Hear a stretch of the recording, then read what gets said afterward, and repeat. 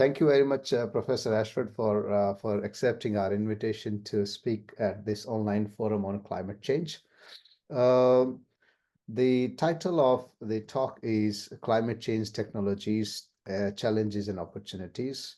As an introduction, Professor Ashford is a professor of technology and policy and director of the Technology and Law program at Massachusetts Institute of Technology, where he teaches courses in environmental law, policy and economics, law, technology and public policy, and technology, globalization, and sustainable development. Professor Ashford holds a Ph.D. in chemistry and a law degree from University of Chicago, where he also received graduate education in economics. And Professor Ashford is also a visiting scientist at Harvard School of Public Health and has taught intensive courses in sustainable development, as well as in European and international environmental law at Harvard University, Cambridge University in UK, and at Cyprus University of Technology. Professor Ashford has published a lot of articles and books, and his research interests include sustainability, trade and environment, regulatory law and economics, design of government policies for encouraging both technological innovation and improvement in health, safety, and environment quality, pollution prevention and cleaner, inherently safer production, labor's participation in technology change, and environmental justice, which I believe are important in current context when we see a lot of focus on the chips and semiconductor. Professor Ashford's research activities also include work for United Nations Environment Program, OECD, and European Union, as well as for US regulatory agencies and US Office of Technology Assessment. Professor Ashford, over to you. Thank you very much for the invitation to address your forum. Obviously, the climate change technologies present both challenges and opportunities, and we are in a period of tremendous change at the moment. I've prepared just six slides.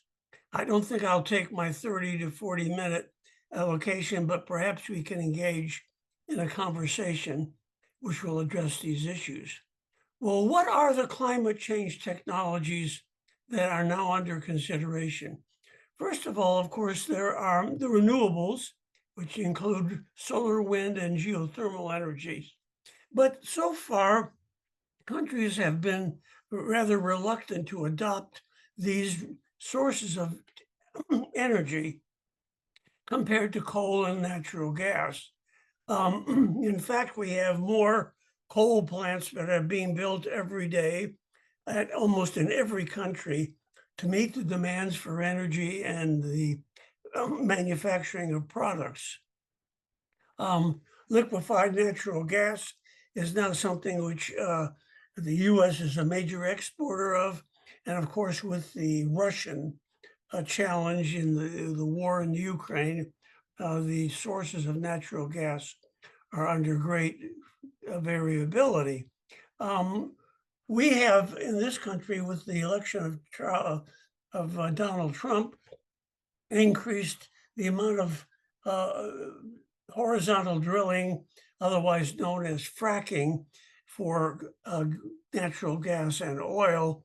And the one thing that is bad about the horizontal drilling is that you get great increases in methane, which is 84 times as destructive of the thermal shield that the Earth provides as carbon dioxide. So while COP29 and other initiatives have focused on carbon dioxide, the real problem increases with the increased production of methane, a result of fracking and other mechanisms to retrieve the coal and oil from the ground.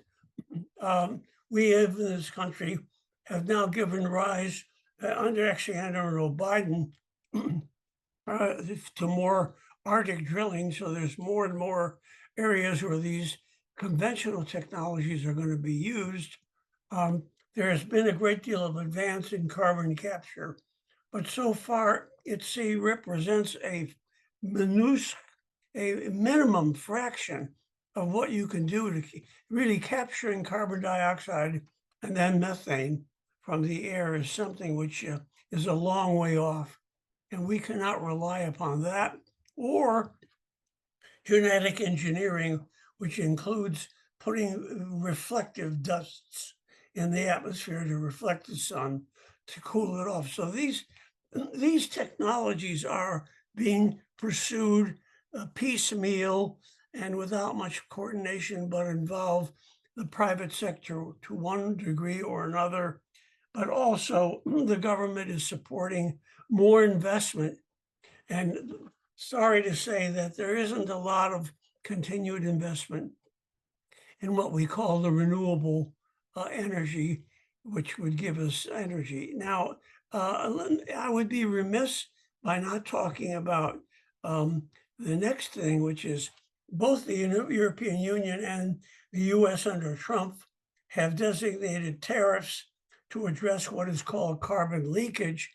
The point is that if it is cheaper to create products in China, then unless you have a tariff at the border to increase the cost of the energy produced by places which use the wrong kind of energy, coal and gas, then by putting a tariff at the border, you can encourage either less production abroad or more production domestically. But since the production domestically still relies on a lot of objectionable technology, the issue of a tariff to minimize the importation of products and, shall I say, also services across trade barriers isn't likely to be as useful as people have agreed upon.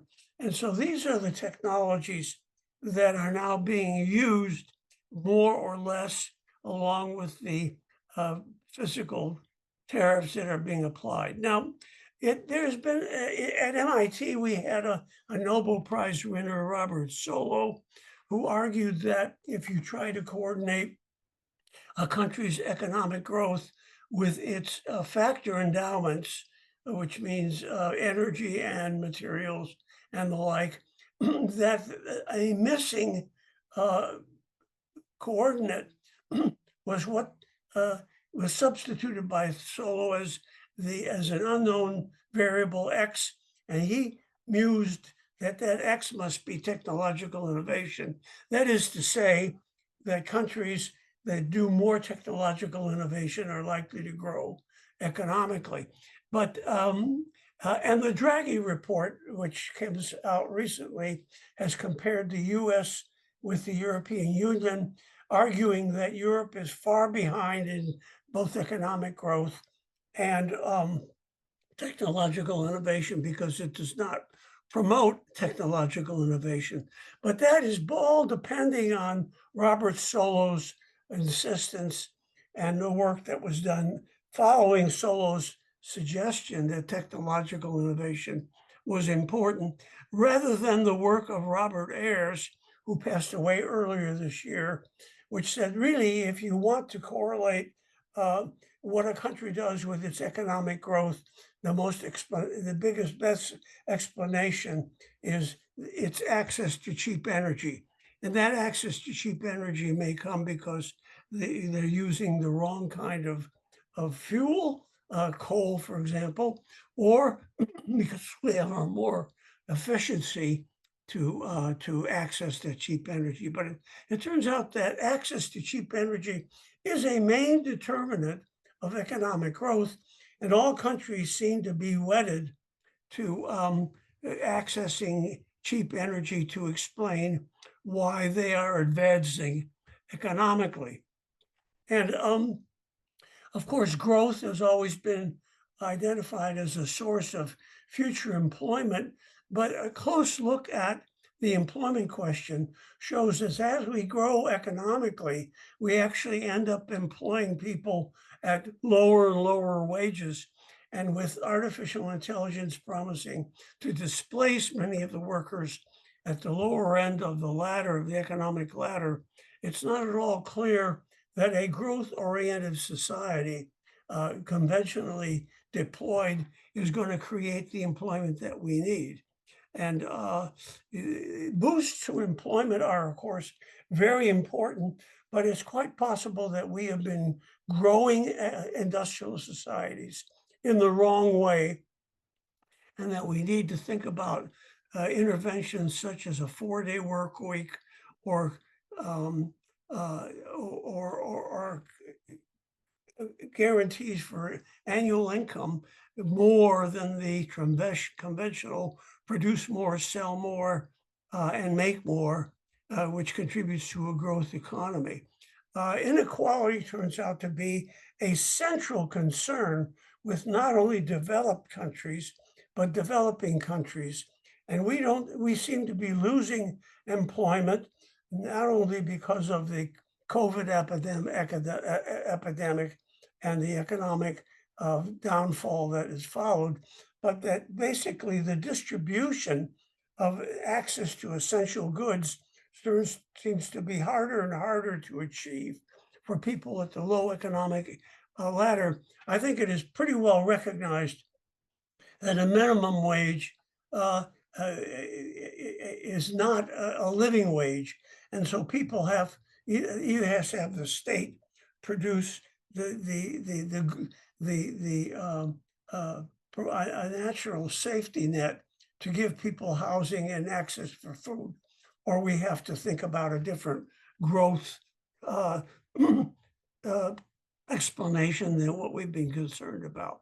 So we've just gotten through having COP29 in Baku, and it turned out that the developed countries were willing to act to provide $300 billion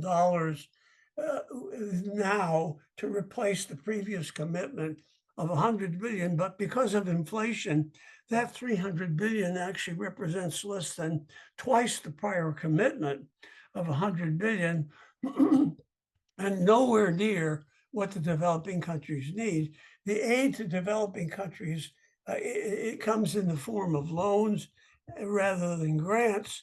And so it turns out that COP25 is generally regarded as a complete failure for developing countries, arguing that the developed world doesn't help the developing world at all achieve the kind of production that they should. China, though it commits to being a donor, will not identify itself as an official donor for COP. So it turns out to be that we are really in quite an uncertain period as to who's going to give what money to whom. Trump is most likely to withdraw from the Paris Accords, which will remove one of the major benefactors to the developing world. And of course, his election is something which leaves many of us in the United States scratching our heads with the question, what happened? Now, it turns out that, as I said, inequality and purchasing power of people, especially at the bottom of the ladder, is the central concern. And I have produced a document in a publication called Sustainability, which many of you are familiar with. We produced it in 2020, saying that the real issue is inequality in employment and purchasing power. And by the way, the overlap between inequality and the SDGs, the Sustainable Development Goals, is very bad. You can solve the SDGs without having an impact on the distribution of purchasing power and wealth. And so inequality is the central concern that countries need now to be concerned about. And energy is very much related to the question of the distribution of economic capacity. And as my brother Robert Ashford at the Syracuse School of Law has written widely, it's not enough that people have decent wages. Certainly a minimum wage is not a living wage, but we have to encourage citizens and workers to take ownership of the technologies of production, because wages can never keep up with the contributions that capital presents in terms of production. And the overwhelming influence of the business corporation needs to be re-examined. Harvard University in the Kennedy School, and Professor Ruggie has taken a bite at this apple. But basically, the business corporation has not been doing its role at decreasing the purchasing power of increasing the purchasing power of people at the bottom. And government needs to take, we don't need bigger government, but we need a more integrated role to address sustainable development, which means really it rests on three pillars. One is that we get mutual advances in access to essential goods. So we either have to provide housing and food and purchasing power as a social safety net, or we have to increase the wages by encouraging ownership. And the second essential, one of three pillars upon which sustainable development represents, is a good environmental quality, and we certainly are going to exceed the goals set for global warming, and they may be doubtful that we'll ever be able to rein it in sufficiently.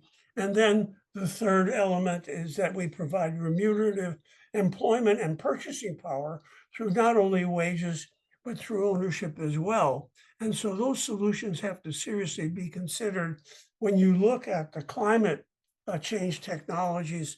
Rather than just doing more of the same thing, we really got to think seriously about inequality and changing the way we grow the economic countries that are interested in growing to deliver more to its population. So with those rather quick remarks and those slides, I'm open to questions that you might have. Well, thanks, Professor Ashford, for making this brief statement. I have in the chat box a question from a general attendee asking why nuclear energy was not mentioned in the clean energy discussion that you had in your first slide, I think. I usually talk about nuclear energy, and I don't have a knee-jerk response against it. The problem is we still don't know what to do with the fissionable material that's left over from the reactors. And nobody seems to have an answer except smaller reactors going to fusion instead of fission. But yes, I think you're quite right. I think nuclear energy has to be mentioned, and whether we like it or not, and even Germany, that is against nuclear energy, buys its energy from France, which has a huge investment in nuclear energy. So you're quite correct to mention that omission. Okay, well, in order to extend this discussion, I also put a question in the chat box, and I'll read out for you. To reduce greenhouse gas emissions and curb global warming, governments worldwide are enacting different laws. As an example, US enacted federal laws such as Inflation Reduction Act in 22 and Infrastructure Investment and Jobs Act in 21. And these legislations, they normally provide significant investment in clean energy projects, and they also encourage technological innovations in these areas. An analysis suggests that they could reduce greenhouse gas emissions by more than 40% below 2005 level by 2030. However, all these are also subject to factors such as consumer decision making of the consumers, as well as political polarization. Governments do change, etc. How do you see those factors affecting climate policies? I mean, eventually we would like to see a consistent implementation of climate policy, but there may be several factors which lead to these these numbers that we come across often to be overly optimistic. What is your take on that? I think we are overly optimistic on being able to achieve a reduction in global warming. These pieces of legislation that you mentioned will also promote more fracking, more technology drilling in places which have not been used for that purpose. And so I think the extent to which the investment is in renewables at a rapid enough rate is at the minimum a very optimistic scenario. Uh-huh. Okay, well, thanks As for long as that. we're committed to, as long as we're committed to economic growth, we will be committed to having cheap sources of energy. And for the most part, without incorporating the externalities associated with fossil fuels, cheap energy means fossil fuels. Mm-hmm. And how do you see these kind of, the policies often being influenced by any government changes in the government? You have elections, and after that, new government comes, which influences the implementation. In some cases, that has also impacted the targets. Well, I don't think we can't go it alone. We have to have international agreements, and the failure of COP29 and certainly the failure of COP30, which is just around the corner, will show us that we do not have international agreement on increasing the role of renewables, number one, and number two, having sustainable consumption decrease the extent to which countries grow. I mean, there is this degrowth movement, which people poo-poo, but I think if you look at degrowth more carefully, we're talking about selective growth, the degrowth of certain sectors, and certainly more dependence on renewables, which so far do not have a world agreement on it. And with the collapse of the Paris Accords, which I think is imminent with the election of Trump, I think we're not going to have the success that we could otherwise have had. Uh-huh. Okay, thanks. I mean, the chat box I'm seeing, Daniel is asking some examples of more integrated government tasks. Yes. So are you able to provide some examples of integrated government tasks? Well, for example, Chile in South America has coordinated its energy and environmental ministries so that they are conscious of the role that each plays in global warming. I think we need, let me put it this way. If the university that I teach at is still organized the way it is in 10 years, then we have failed at the university. The separate organization into departments and majors into chemical engineering and business and law has to stop. We have to have a coordinated and transdisciplinary approach to these problems. The age of specialization gave rise to the present structure of not only universities, but governments and corporations. And we really have to consider all of these things together, which that's the hope that 10 years from now, we will not have the organization of these key institutions the way they are now. Otherwise, we might admit to failure. Well, that's true. I mean, many of the global challenges we face today, they are interdisciplinary. They require interdisciplinary inputs, and More than so interdisciplinary, because you take an engineer, you give him a little bit of economics, he becomes interdisciplinary. I'm talking about transdisciplinary. Transdisciplinarity occurs when the person you talk to does not reveal what his original baptism is. You can't tell whether he was a chemical engineer or a lawyer or an economist. We have to think in many dimensions, which are more properly called disciplinarity than interdisciplinarity or multidisciplinarity. I see.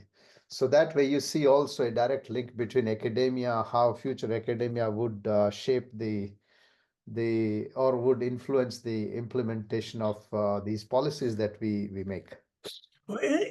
Of course, academic research gets its money from both government and from the private sector.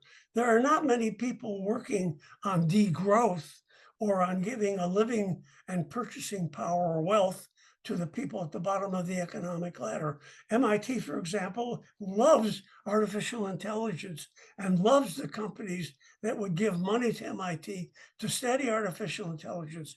But as our own economists, David Autor and Darren Acemoglu, along with Mr. Harari from Israel, they've warned that artificial intelligence, in fact, may end up destroying employment at the bottom end. And what are we to do when there is no demand for the cheaper kind of energy that we really need to have? We are in trouble. We are in deep trouble. See, well, that's worrying. Yeah. So let's continue with the discussion. There are some more observations made in the chat box. Charlie is saying nuclear roads, it's coming back to nuclear energy. So he's saying that nuclear roads are being repurified in France. So you mentioned about, the management of nuclear waste as one of the problems. We don't know that. So that's Which is being unsolved, the that's right. solution. Yes, solution is there, but it's Charlie also mentioned that it's not being used in US. So that also is one of the factors. Some of the policies are very much regional, and there's not a global uniform implementation of policies. Whereas climate is something that affects us, everyone. It doesn't distinguish between regions. It affects all over Earth. So how do we put the policies together, or what are the challenges, and in what way we could solve these challenges when it comes to regional implementations and not the global? But I think we have to involve the public and the unions and the workers. I think that our public policies are dominated by the business corporation and by candidates for politics that represent interests in growing economically, no matter what the cost. If the public is not sensitized and is not involved as a shared decision maker in this area, we're never going to adopt the policies that we should. I mean, as you said, the global climate change is affecting both developed and developing countries, although Yes. in different ways. But we have to involve everybody in an international effort. We cannot go it alone. Well, that's true, but the question here is the challenges when it comes to educating people and all globally, and you have a political influences also. It doesn't always work, right?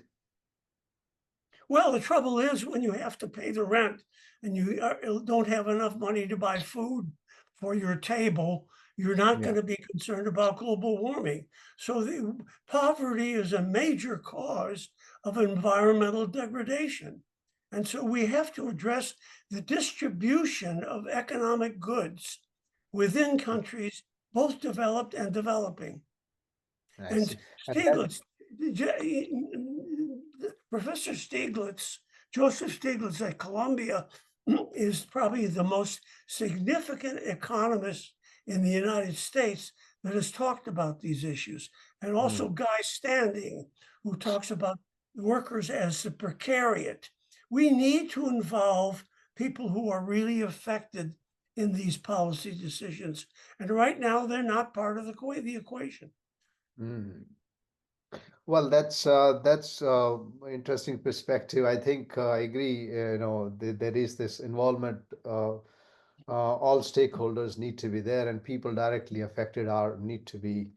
Uh, but there are, of course, challenges. Let me move to the other questions, other observations made in the chat box. John is saying, "Thank you for this wonderful and in-depth presentation. In terms of COP, could you speak how technologists can support the work of the Loss and Damage Fund, meaning how to provide insights, expertise, or other resources to the countries not currently receiving funds to support climate emergency?" Well, I think the more they write, the more they talk, the more they teach that basically economic growth has to be tempered with the effect on the climate and the environment. And those voices are not given proper exposure by the press, neither the TV press nor the written press. I mean, you hardly ever hear about global climate change and why we are failing to support the developing world. The developing world is unrepresented. The UN has members on its executive committee that will veto anything which will contribute to the proper direction for global climate change. That's another interesting point. I mean, EU, on the other hand, is at the forefront when we look at the policies related to climate change. There are several policies which are ahead of others. In particular, if I look at electronics, EU directives on sustainable reuse of electronics, etc. They are pretty much ahead of others. And you say that. When it comes at global stage, EU itself is kind of stalling those progresses in different areas. Well, the Draghi report, former president of the European Union, saying that Europe really better get its house in order and compete in technology development. It's the wrong message. It's the wrong message. I mean, rather than highlighting the environmental and global climate change, they're urging, he in his report urges that everybody embrace technological change. Well, technological change has reached the end of its usefulness. I see. Okay, well, thanks. Now, not everybody will agree with me, but I think if you look at the literature and you look at Stieglitz's work and that of Guy Standing and people in the UK have been concerned about the Green New Deal, you'll find that there are voices that are not represented faithfully in the debate. Yeah. Okay, let's go. Yeah, go ahead. Go ahead. You have to democratize. You have to democratize the issue. Yes. Yes, that's true. And that would be the people participation, what you mentioned. That's correct. So it has to be a sort of revolution, global revolution, where everybody is contributing effectively. Well, the degrowth model has limited use now, I'm afraid. Yeah. Yes. Drilling new sources of coal extraction is not the direction to go. And by the way, I think I'm going to change my slides and put nuclear on, because your criticism was quite correct that the technology we ought to add, and I'm going to do that on the slide, nuclear, right? Nuclear capacity, right? Yeah. So I've added that to my slide number 2. I don't know if you have access to my slides or not, but well, I can see that. Public is welcome to have the revised slides. Thanks for that, Professor Ashford. I'm moving on to there are lots of questions in the chat box, and thanks to colleagues for making these an interesting discussion. Please add more questions, even if you are critical of some of the observations made here. It's a kind of a very healthy discussions we are having here. So Professor Ashford, Charlie is saying in the chat box, low cost energy is certainly an important parameter, but the dollar cost ignores hidden cost. This is the tragedy of commons. That tragedy of commons is in quote. So for instance, gasoline is cheaper than soda pop by a gallon or liter, but the smoke that is generated causes health effect that has significant costs. So how do you see these? Well, I think if you cost out the harm of environmental degradation, including global climate change, you'll find that we're already paying an enormous amount of money in what they call unrealized externalities. It does not cost the globe actual money to produce an environmentally sound production system. We've ignored it for so long that models which do not include it are sorely inadequate. Mhm. I see. We pay for the environmental externalities in terms of increased disease, in terms of not having people have access to essential goods, in the disappearance of government as a provider of a safety net. I mean, we only use the metrics like GDP and worker productivity because they're convenient to use. They are not total costs. Yes. Yes. You know that, I know that.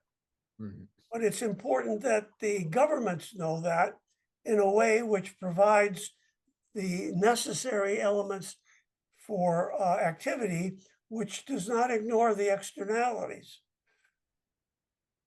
But in a largely democratic setup, government is representation, represents people.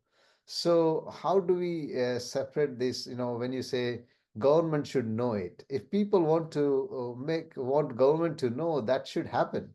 Why is it not happening? Well, because independent voices are not organized. And as the works of Gillens and Page from Princeton show, the public rarely gets what it wants. It's really dictated by an extremely high elite in the upper 0.1% of earning capacity who earn more than the bottom 50% of the society. Not everybody is represented by government. That's a fallacy. But that has been kind of historically, there are several examples that would indicate that it has been always like that. Why is it that such factors are affecting climate change policies more than, I mean, historically, when you see there were never such issues earlier? Well, because the extent of environmental damage and global climate change depletion it has never been as bad as it is now. It is the worst it's ever been historically. Now, you Right. can point to the 1800s in Britain and say, well, things were worse when there was smog in the urban environment. But actually, when you start to think about the products, PFAS, the endocrine disruptions, the toxic-induced loss of tolerance, we actually are suffering a worse environmental consequence than we were in the 16th century. Hmm. Yeah. And the public Okay. has not been asked, nor is it represented by the government. Sorry, but that's the case. Government is not democratic, although some governments are more democratic than others. Well, let's continue this discussion. I'm going back to the chat box then. John is saying, is asking, do you have any thoughts on the work of Prime Minister Mia Mottley and her Bridgetown initiative related to economics of climate change? I'm sorry that I don't know that work. It's probably a failure on my part. No problem. Let's move to the next observation. Charlie is asking if if geothermal is renewable or simply a low carbon emission technology. Do we Well, there's follow? Later on, I ask a simpler question, which is the better term to use, renewable or low carbon emissions? Well, renewable is low carbon emissions. So there's an identity of terms, but I think low carbon doesn't mean no carbon. And so we are increasing the use of carbonaceous energy sources at a place that the planet can no longer stand. We cannot stand any more global climate change. We are exceeded the capacity of the climate to absorb that energy. So I wouldn't say that renewables are low carbon. That's a halfway point. Uh-huh. Low carbon is Okay. better than no carbon. No carbon is better than low carbon, but low carbon isn't low enough. Mm. And if you take into account population growth, especially in the developing world, You realize every one of these houses that are built in India or China has to be heated or has to be cooled. So where are you going to get the energy from? Energy is not just an industry, it's also an enabling technology for all the other products and services that we provide. But Professor Ashford, you mentioned about these developing countries, India, China, are civilizational places. People have been living there for centuries, but the heating and cooling is Living and not just, living and dying, living and yes, dying. but heating and cooling was not a big issue in the past. Why is it becoming a big issue now? Because the atmosphere is hotter. Hmm. It's hotter. I have a home in Greece. For the first time in decades, we've had to use air conditioning. I mean, it's not the climate it used to be. Florida is not the climate it used to be. It is getting hotter. No question about it. But somebody could also argue that that's one aspect that it's getting hotter. It's things are changing. But somebody could also argue that human habits are also changing. You mean wanting air conditioning? Yes, Well, that takes energy. You but it can't live does. But yeah. can't live in a hotter climate and not have air conditioning. Hmm. So you've got two things to worry about. Maybe you'll use less energy for heating, but you use more energy for cooling. I see. Yeah, anyway, let's move to the, I am seeing lots of questions. This is quite interesting discussion going on here. Mark is asking, as a question for you, considering the problematic role of global corporations you mentioned, what role do you see for IEEE and its engineer members who work in these corporations? We are trying to embed ideas into our standards work, but it's a bumpy road. That's what they are experiencing, what Mark has experienced. So, what is your take here? How IEEE? It's not just IEEE is not, by the way, is not just about engineers. IEEE has grown to multidisciplinary entity now. So how can what role do you see for IEEE and the members of IEEE, how they can influence Yeah, I'm the missing the word. What word are you using? IEEE? What word? IEEE is a professional society, the largest professional society in the world, having about 500,000 members. It's Institute for Electrical and Electronic Engineers. So that's the sponsoring, uh, IEEE is sponsoring this workshop also, this online forum as well. Well, I mean, it's obviously promoting the use of energy. If you're talking about electrical engineering, we're not talking about, environmentally sound production. I mean, the point is that the corporation is a business for-profit entity. Marjorie Kelly, for example, is one scholar who's talks about creating wealth by non-profit oriented corporations, or basically different kinds of people. And of course, you have to change the legislation and the laws that, for example, do not tax U.S. corporations who work abroad. There are inequities which emerge from the inappropriate use of the tax system and making people have a go to jail free card on anything that they sell. Okay. I'm seeing There there's a are point. answers to all these good questions. There are answers to all these good questions. And I think the point of the corporation, as the research at Harvard's Kennedy showed under Professor Ruggi's influence, has shown that the for-profit corporation has a limited lifetime and usefulness in democratic societies. Yeah. Also, the work of Alan White, White, who's written widely on corporate charters. Yeah. Professor Ashford, Mark also mentions a transdisciplinary There's a link provided here, the interview about transdisciplinary. That's your interview, I think, yes. So that's just a comment for the participants who are attending online. If you would like to go and view Professor Ashford's interview, Mark has kindly provided the link there.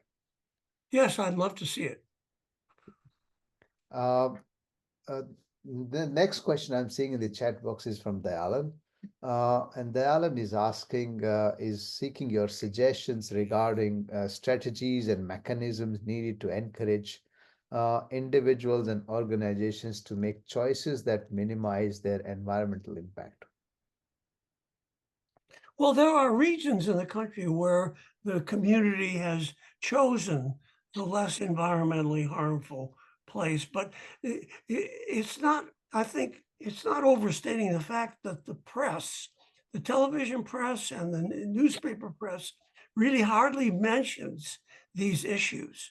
They're hardly mentioned at all. I mean, you have articles on individual chemicals like PFAS, but in terms of the whole general direction that economic nations are following, there's not much discussion of that. And the for-profit press, may I suggest, is a for-profit, for-profit institution, which is then supported by, I mean, look at the sponsors of public radio. Look at who's sponsoring the research and the comments that's going on. We don't have enough interaction with people who are adversely affected by inappropriate environmental policies, including global climate change, which happens to be the latest and most often talked about problem. Okay. Well, I'm moving on to the next observation again from John, who agrees what you said about AI. And the comment here is that all AI designers and policymakers must prioritize ecological and human flourishing with accountable metrics like sustainable development goals, etc., at the outset of design and throughout the life cycle of use. I think that's Correct. yes, that's a fair thing. And If ecological economics contributes to that sort of closing the circle. correct. And they are saying here, John is saying here that this includes accounting for actual water use, data centers regarding AI, especially regarding water. In fact, that is an interesting discussion in context with also a lot of focus these days on semiconductor manufacturing, which is Yes. another area that contributes a lot to the in terms of ecological footprint and the amount of water needed for semiconductor, for the manufacturing of chips, etc., and other resources needed are considerably high. And the And CHIPS Act promotes that production. yes, yes, and that actually is in conflict with what we are trying to achieve via policies and other ways. So on one hand, you are promoting the renewable energy, but that energy will then come back to these things like the traditional semiconductor that we are trying to promote. So it's kind of, there is some sort of disconnect there. There's also a problem with losing diversity biologically. We are losing species as we speak, and those species are likely never to be on the earth again. Yes. So maybe it's hard for an urban dweller to be concerned about diversity, but diversity, biodiversity is a major issue. Yes, indeed. And right now we have an international attempt to adopt a plastics international agreement. We're not having much luck with it because the microplastics are polluting all species on the earth. Yes. I want to tell you that I'm not a tree hugger. I don't buy organic, and I eat meat, and I'm not talking about some pristine idea of living, but certainly we can eat less meat. We can have more environmentally sound production of the products that we make and the services that we demand, we need to be educated. And education has been failing the public for a long time. Right. Yes, that's right. Let's continue with the chat box, and I'll bring your attention there. John continues, and he says that the work of he's highlighting that may be useful for the participants here. So he's highlighting work of Elinor Ostrom and Donella Meadows about the similar learnings, and he's also I don't see continuing. John's name in the chat list. Charlie, do you see John Heaven's name? No, Can I you? saw John Haven had a comment, but it's hard to find. We have lots of comments here, so I can see. Anyway, I can. I'll read out. So it's Kathy. Are you able to help Professor Ashford? Why he's not seeing the in the chat box, if you John's could name? send me the email of all the people who Yes. have attended, that would be very useful. Okay. Are I we able gave to you do that, Charlie? I gave you my own publication on inequality, which is, I think, the central concern. Okay. Fine. So let's then continue, and we'll try to sort out these. We'll try to share these questions. Let's see how we can manage that. This is being recorded anyway. And be sure to And use my revised set of slides. yes, yes. So that change is already is a part of the recording. Good. That's wonderful. Yeah. Thank you for the opportunity. I enjoyed the questions and sparring with the participants. Yeah, there are lots of other questions that I can see in the chat box, Professor Ashford. Send them Perhaps to me. Send them to yeah, me. I will do that. But if you have time, maybe I can read out one or two more questions. Fine, no problem. Yeah. Okay. Let me go down in the list here. I'm seeing. I'm just trying to bring in some new, comment from new people I've not read out so far.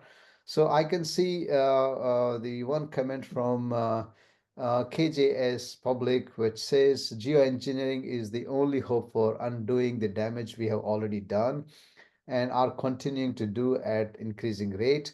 But my understanding is that there is no viable geoengineering technology. Would you agree? Well, people have suggested we get reflective dust deposited in the environment. It is not a good solution to global climate change. It's really quite late in the game and inadequate. Besides, we don't even know what putting the atmosphere full of reflective dust will do to lung function and a whole variety of other things. It's a poor choice. It's a poor choice. Sorry. Well, I hope KJS Public has got an answer there. So Michael Selna is asking here, could we move toward a zero GDP economy and thereby reduce consumption of resources, which drives climate change? We could move towards a more realistic economy. We don't need to have the standard of living that developed countries are used to. And developing countries are suffering from other problems, access to essential goods. Now, population control, which has always been off the grid, is entering again as an important thing. It's interesting that the developed countries do not have the replacement rate in terms of population growth. It's the developing countries that continue to have more children than they can support in order to have people born who will take care of the old people. Well, government ought to be taking care of the elderly, not the families. Yes. Okay, well, one last question. I'll move to the comment here I've seen from Sandy Rotter.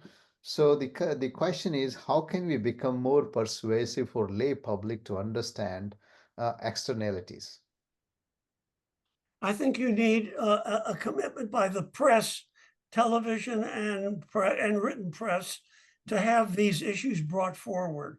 People are not, people don't like to think about externalities. So you have to have an educational effort up by the commercial news organizations.